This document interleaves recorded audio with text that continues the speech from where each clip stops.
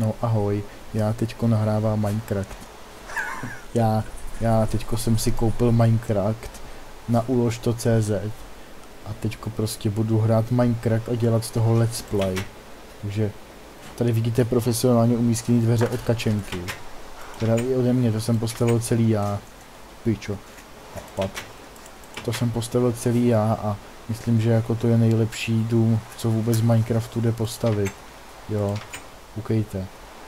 Všechno je to z jednoho až 6 materiálů. Nebo rameno. Tak. No, tady mám maso. No, tady mám hovno. Tak. Přestalo pršet, takže se jdeme projít pod zem, protože pod zemí prší. Asi tady dost svítí. Tak.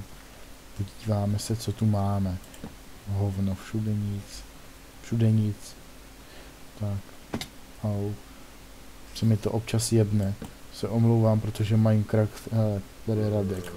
No se bojím teď. Tak musím rychle utíct, protože Minecraft.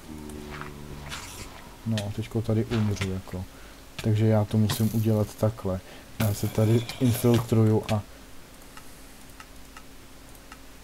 takhle se to dělá. Teďko vylezu nahoru. Jsem si debil. Tak.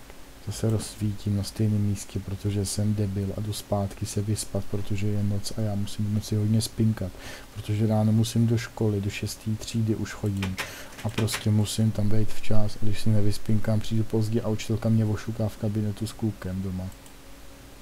Tak to je všechno dneska, nashledanou i zítra.